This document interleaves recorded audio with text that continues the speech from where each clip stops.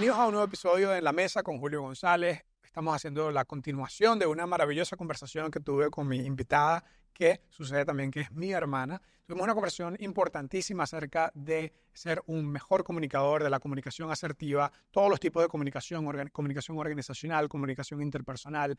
Angélica es una experta en la materia y la verdad la pasamos súper bien conversando. Sin embargo, vamos a utilizar este segundo episodio para hablar de un tema más personal. Y una de las cosas que Angélica se ha hecho una experta es no solamente en comunicación, sino también en cambio y en transiciones personales. Entonces vamos a hablar del tema de cambio y transición personal. Todas las organizaciones con las que yo trabajo están constantemente reinventándose, constantemente cambiando y no todas las personas responden bien al cambio. Tú tuviste una serie de cambios personales recientes, ya no tan recientes, pero todavía un poco. ¿Cómo enfrentaste? Bueno, primero cuéntanos un poco acerca de los cambios que tuviste y qué herramientas usaste para ser tan exitosa y tan buena en enfrentar los cambios que la vida te tiró. Yo creo que, bueno, empiezo por decir que fui periodista en Venezuela desde que tenía 17 años en la universidad. Comencé a trabajar en comunicación, primero en radio, después en televisión, prensa escrita. Di clases en la universidad. Bueno, creía que tenía mi vida completamente hecha y lista ya para pensar en el retiro, imagínate tú, a los 38 años, cuando tuve un evento en Venezuela donde pues fui de alguna forma atacada, sí, esa es la palabra correcta, por un grupo de oficiales de la Guardia Nacional en plena cobertura de una manifestación. Eso cambió completamente mi vida porque después de hacer una denuncia con nombre y apellido de todas estas personas, comencé a recibir amenazas de muerte, no solamente contra mí, sino contra mis hijos y mi esposo. Mi esposo en ese momento juez del sistema judicial, mis hijos, uno de 16 años, la otra de 9 años y la otra pues apenas un añito y medio. Ya todos estaban en la escuela. Al recibir pues todo ese tipo de llamadas y de amenazas, yo siempre he sido una mujer muy aguerrida, siempre he sido una mujer muy valiente, realmente. Pero cuando se meten con la gente que de verdad es tu talón de Aquiles, ahí es donde tú te planteas si es posible seguir o simplemente romper allí y tomar otro camino. Yo tuve que romper obligatoriamente y buscar otro camino. Ese camino fue venirme a los Estados Unidos. Tuve un apoyo muy importante de mis jefes en ese momento, que todavía son mis jefes ahora, en Univisión y también en Caracol Radio, que era para quienes trabajaba como corresponsal. Y bueno, encontré la posibilidad de no solamente ser apoyada, sino de también tener una oportunidad de trabajo. Que eso te da un poquito más de tranquilidad en el sentido de que tú sabes a dónde vas a llegar. Ahora, completamente diferente cuando yo llegué a Estados Unidos a trabajar desde Estados Unidos, de lo que había venido haciendo por años, mucho más de una década, casi 2, desde Venezuela, donde había sido pues periodista, reportera, narradora de noticias, todo este tipo de especialidades que a mí me dieron muchísimo gusto, pero además me dieron un background increíble en una Venezuela convulsa, donde pasaba de todo. Entonces, al llegar aquí me encontré con que nada de lo que había hecho era igual a lo que iba a hacer, pero no estoy de acuerdo en absoluto con que uno empieza de cero. Yo no empiezo de cero. Yo soy quien soy hoy gracias a toda la preparación que tuve antes, que pulí con las herramientas que me dio este nuevo escenario, pero yo empecé de nuevo, no de cero. Yo creo que lo primero que uno tiene que entender es eso. Es que no es que tú arrancas de la nada. No, tú eres alguien. Tú traes algo. Tú tienes un background, tú tienes un conocimiento, tú tienes una experiencia, tú tienes una experticia. Y todo eso tú lo combinas y cuando se te pase el guayabo, porque había un guayabo, pues tú lo aplicas y dices, mira, aquí estoy yo. Y levantas la mano y empiezas a hacer cosas diferentes. Hay otra cosa que para mí determina enormemente en lo que yo he hecho y es la pasión por lo que yo hago. No hay una cosa que yo ame más que hacer lo que yo hago. Y lo hago solo y lo hago acompañado y lo hago en un medio o lo hago en mis redes que son individuales, o sea, donde sea. Entonces para ir por parte, está una idea poderosa, ¿verdad? Tal vez todos nos toca en un momento empezar de nuevo, pero no estás empezando de cero. Así que si tú estás escuchando esto y estás teniendo una transición personal, un cambio en tu trabajo, te despidieron, estás empezando en un nuevo país, lo que sea que esté sucediendo, recuerda, no necesariamente estás empezando de cero. una segunda idea poderosa es que hay ciertas herramientas que tienes. En tu caso, la herramienta fue la pasión. Yo amo lo que hago y la pasión te ayudó a ponerle gasolina, ¿no? Al motor de lo que tenías que hacer en un mundo nuevo, en un mundo donde todo era diferente. Y reconocerse. Tú sabes que uno no hace esto seguido y esto es un ejercicio que uno tiene que hacer. Uno tiene que saber para qué es bueno. O sea, yo sé para lo que no soy buena, pero yo no me voy a enfocar ahí. Yo me voy a enfocar en lo que yo soy buena. Yo soy buena para esto, yo soy buena para comunicar, yo soy buena para hacer guiones, yo soy buena para hacer televisión, yo soy buena para la calle. El periodismo de calle es como que sale algo de mí, que yo soy en mis aguas, o sea, y sea lo que sea. Me encanta el periodismo de guerra. Ojo con esta frase que estoy diciendo, pero quiero decir, ¿le gusta la guerra, señores? Me crezco en la calle. ¿Por qué? Porque es mi experticia, es mi experiencia, y eso no me lo quita nadie. Es una cosa que yo traigo y que he aprendido a lo largo de los años. No, lo entiendo perfectamente bien. Mi esposa Ashley es nurse practitioner, tiene una especialidad en urgencias y es la misma cosa. Cuando esa mujer está en una zona de emergencia, estaba en Haití en el 2010, en el terremoto de Haití, Ashley estaba, el terremoto fue un martes, digamos, el miércoles en la tarde ella estaba boots on the ground, estaba en el sitio y la situación ahí fue horrible, ¿verdad? Cortar extremidades por todos lados y aunque es una situación terrible, ella crece en ese momento porque en cierta forma su entrenamiento, su preparación le dio para estar en esa situación. Entonces eso es lo que estás tratando de decir, que y por eso esa pasión por ayudar y servir, comunicar, te lleva a ser buena en esos momentos. Y por eso es que todo el que crea que empíricamente uno puede hacerlo todo no es cierto. No hay nada en este mundo que tú hagas que no amerite preparación. Nada. Tú tienes que estar preparado para el momento que llegue la oportunidad. Lo que no puedes pensar es que tú, bueno, sí, cuando me pase el tren yo lo tomo. Sí, pero es que el tren no va a pasar si usted no está listo. Tengo un amigo que estuvimos de invitado a nuestro podcast, se llama Jorge Oyer, y él dice que su definición de suerte es la intersección entre la oportunidad y mi preparación. Totalmente, totalmente. Y donde no está la oportunidad, tienes que aprender a moverte, salirte de la zona de confort. Porque pasan dos cosas. Hay jefes que ven tus resultados y te dan más trabajo. Los líderes ven tus resultados y te dan oportunidades. Eso es otra cosa. Wow. Entonces uno tiene que aprender a buscar esas oportunidades. Si no llega la oportunidad a ti, como el tren, como todo el mundo dice el tren, si no llega la oportunidad a ti, tú tienes que aprender a buscar oportunidades y mirar, optimizar tu mirilla para ponerla en el punto correcto. Muy importante, hermano, yo siempre hago esta analogía. El GPS funciona muy bien. ¿Hay alguna vez en la que tú hayas puesto una dirección, verdad? Y tú pones el punto de llegada donde el GPS no te haya llevado? Nunca pasa. Siempre te llevo. Pues tienes que funcionar como un GPS. Hasta en Costa Rica, donde yo viví muchos años y las calles no tienen nombres y las calles son de tierra, igual el GPS te lleva ahí. Bueno, porque uno tiene que funcionar como un GPS. Usted ponga el destino. Que se va a encontrar una trocha, que va a haber tráfico, que va a haber un choque, que va a haber lluvia. Desvío. Ok, todo eso, pero usted va a llegar. Así es la meta. Entonces, primero, estamos hablando de la idea inicial fue entender, siempre vamos a tener cambios y transiciones en la vida. Siempre. ¿Verdad? Y luego la cosa es, ¿qué vas a hacer con eso? Te quiero hablar de un modelo de cambio que nosotros utilizamos en la vida organizacional. Y este modelo es muy sentido común, te va a hacer mucho sentido. Y lo utilizamos trabajamos mucho con adquisiciones o empresas que compran una empresa y están tratando de unir dos empresas o dos equipos. Hay un proceso de cambio. Ahora resulta que le reportaba a esta persona, pero ahora le reportó a él y no lo conozco, no confío en él, no confío en ella. O estamos cambiando el sistema de contabilidad entero de la empresa o el sistema que utilizamos, el software que utilizamos ahora es uno nuevo y tengo una curva de aprendizaje, algo nuevo, pero me gustaba el anterior. O simplemente cambiamos a un gerente que se fuese a otra organización o a otro país incluso. Entonces, cualquiera que sea el cambio, en la vida personal, que es lo que estamos hablando, siempre van a haber cambios, en la vida organizacional también siempre va a haber cambios. Entonces, un señor que se llama William Bridges, que escribió un modelo de cambio y él dice que el cambio es la decisión, es el momento, pero la transición es el proceso psicológico que se genera después del cambio. Entonces, el cambio para ti fue, tengo que irme a los Estados Unidos. Pero la transición fue mucho más larga. Entonces él habla que hay tres zonas. La zona de finalización, la zona neutra y la zona del nuevo comienzo.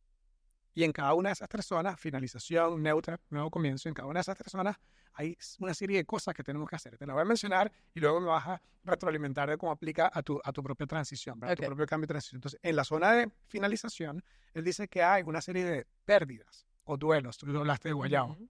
¿verdad? Entonces dice, cuando una persona decide un cambio, forzado o por decisión propia, dice pierde terreno o territorio, Sí. pierde estructura, pierde un sentido de futuro, Ujú.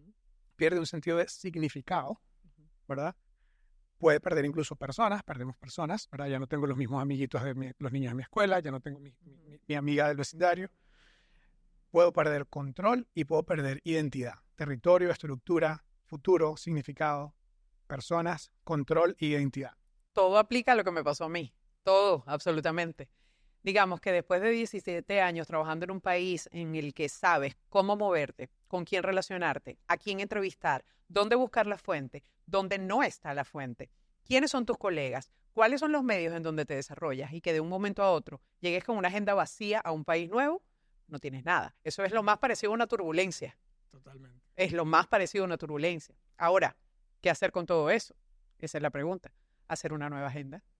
¿Cómo lo hago? Las relaciones son absolutamente cruciales. Tienes que saber relacionarte. Tienes que saber a quién preguntar. No debes temer preguntar. Tienes que atreverte a preguntar. Y tienes que atreverte además a exponerte. Es decir, yo lo puedo hacer. Yo lo sé hacer. Enséñame, yo aprendo. Porque no es decir, yo vengo, yo soy la reina del arroz con pollo y yo me la sé toda. No.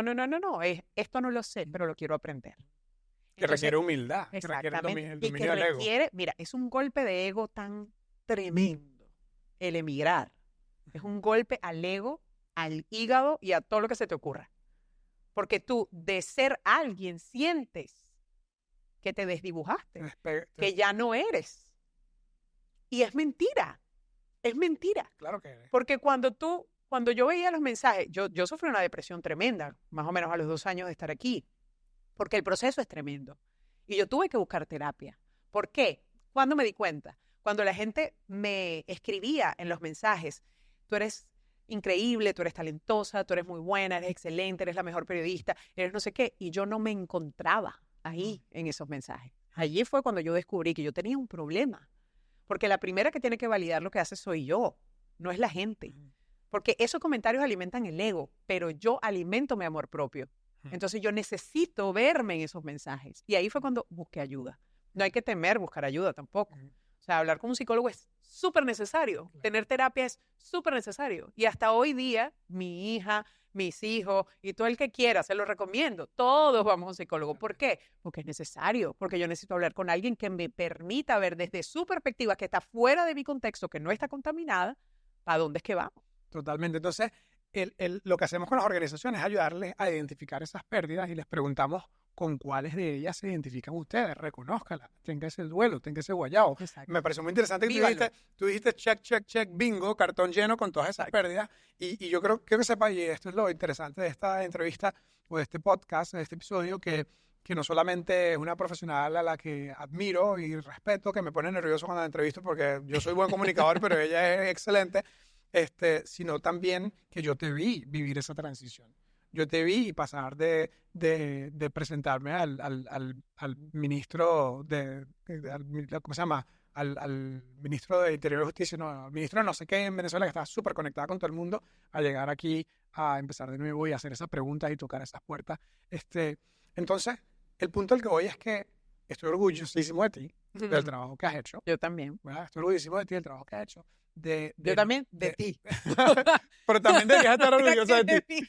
Pero también deberías estar orgullosa de ti. Pensamos que era humilde, pero resulta que no. No, mentira. La verdad es que sí. Sí, no, pero lo que quiero decir es que ese trabajo de no bajar los brazos, de no rendirte, aún cuando tocaba buscar ayuda en terapia, como acabas de contarnos, pero no dejaste de batallar, no dejaste de intentar.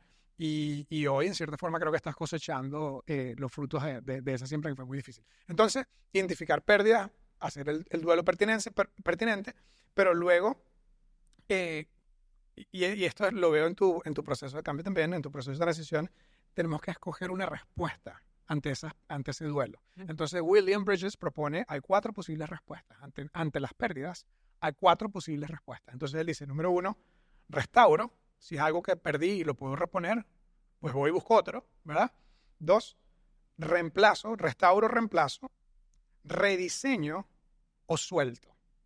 Reemplazo, restauro, lo acomodo más bien. Restaurar es lo mismo, lo trato de acomodar de nuevo. Reemplazar, pues busco uno nuevo. Rediseño, como el GPS, reprogramo o suelto. Yo creo que yo tuve que soltar para rediseñar. Para mí fue una cosa por otra. Es decir, toda decisión implica sacrificio y yo debí sacrificar. Ser comunicadora 24/7 de Venezuela o de las cosas que pasaban en Venezuela para convertirme en una comunicadora global. Eso fue lo primero que tuve que entender. El primer año que estuve aquí, mi cabeza estaba en Venezuela y mi cuerpo estaba en Estados Unidos. Y no dormía, no comía, no vivía tratando de decir lo que estaba pasando en Venezuela. Hasta que entendí que estaba aquí. Y mi cabeza repentinamente se posó sobre mi cuello y empecé a ser una comunicadora global. Es decir, podía seguir informando lo que pasaba en Venezuela con la experticia de lo que pasaba en Venezuela y con la experiencia de haber vivido un país como el que yo venía y yo vivía, a aplicar todo eso aprendido en el nuevo país y poder explicarlo con la formidable experiencia que me daba el haber estado en un país tan difícil como Venezuela, porque eso me daba un background muy diferente al de la gente que estaba en Estados Unidos. Y de igual manera, cuando una persona está enfrentando un cambio en el trabajo, en la vida, hablemos, por ejemplo, de una persona que tiene un cambio en el trabajo. De repente te dijeron, mira, estás haciendo un excelente trabajo en Colombia, que no, trabajo mucho en Colombia, trabajo mucho en México. ¿Verdad? México es uno de los mercados más grandes de América Latina. Sí. Entonces, te dice, mira, estás haciendo un excelente trabajo en Colombia y te vamos a poner que seas la cabeza de México. Es un nuevo reto, es algo bueno. Pero a muchas personas les pasa que todavía están con la cabeza, con el cuerpo en Colombia y el trabajo está en México. Porque el ¿verdad? éxito es difícil soltarlo para empezar otra vez. Es muy difícil. Pero eso requiere también, primero, de enfoque, de disciplina. Es muy importante, de constancia, de no rendirse, de si fallaste, bueno, ajá, te caíste, límpiate las rodillas, levántate. Todos los días es un nuevo empezar, todos los días. Y de ese dibujito que a mí me gusta mucho, que siempre vemos en las comiquitas, que tú tienes como un niñito así sostenido de la cabeza. Bueno, eso es el ego para mí. Para mí es muy importante sentir que yo no sé nada cada día y que yo puedo aprender todos los días. Porque si yo me creo la reina del arroz con pollo, pues ¿a dónde voy a llegar? Nunca me voy a mejorar. Entonces, mi abuelo siempre decía una cosa que a mí me encantaba. Decía, hija, créase la número 0 para que sea la número 1 algún día. Y siempre es así. O sea, donde quiera que yo me planto, yo digo, ya va. ¿Cómo lo puedo hacer yo diferente? Esa es la pregunta de todos los días. Imagínate todos los días comunicar informaciones que a veces son horribles, terribles, los datos son horrorosos, lo que sea. ¿Cómo hago yo que la gente me quiera ver? ¿Cómo hago yo que la gente me quiera escuchar? Entonces yo me planteo a mí misma, ¿cómo quiero yo escucharlo? Y si a mí me impacta, porque la primera audiencia soy yo soy una fanática de la televisión. Fanática, yo crecí siendo fan. Entonces yo sé perfectamente qué te va a impactar a ti como audiencia porque me impacta a mí primero. Entonces ¿cómo lo digo? Lo genuino de comunicar desde adentro es lo que yo creo que le llega a la gente. Entonces tuviste que soltar para rediseñar y dirías que estás mejor. A ver, ¿todo este cambio ha valido la pena? Soy más grande. No sé si estoy mejor, pero soy más grande. Es decir, crecí dentro del proceso. Viví el proceso y crecí. Ya no me siento como en dos partes al mismo tiempo. Siento que puedo sumar o unir todas las cosas que he hecho ya antes y ahora. Y aquí tengo 7 años. A veces me abismo yo misma de cómo trato las noticias de este país que antes me costaban tanto. ¿Entiendes? Que ahora yo sumo esto y digo, bueno, esto es por esto. Claro, porque así es que funciona. Porque el proceso es así. Porque las etapas del juicio son estas. Entonces, el conocer todo eso me lo ha dado la experiencia aquí. Entonces, estoy muy feliz de haberme dado la oportunidad de abrir ese abanico. Bill Gates dijo que cuando estamos en proceso de cambio tendemos a sobreestimar el corto plazo y subestimar el largo plazo y que deberíamos hacer lo opuesto. Cuando vemos tu proceso de cambio, le estabas dando mucha importancia al corto plazo. Sí. Nunca tal vez te imaginaste en 7 años voy a estar hablando de esto como una historia de éxito. Sí. Cuando estabas allí siendo con el cuerpo en Venezuela y la cabeza, ¿cómo se llama? Con el cuerpo aquí y la cabeza en Venezuela, no te imaginabas que iba a ser una historia. Y yo creo, hermano, la conclusión más importante, yo renuncié a ser una víctima, yo no soy una víctima. No. Yo soy una guerrera, eso es lo que yo soy. Y yo guerreo todos los días de mi vida. Y no me rindo, y no me voy a rendir. Y nadie va a hacer que yo me rinda. Yo creo que ya hemos terminado este podcast con esa idea, no tenemos más nada que hablar.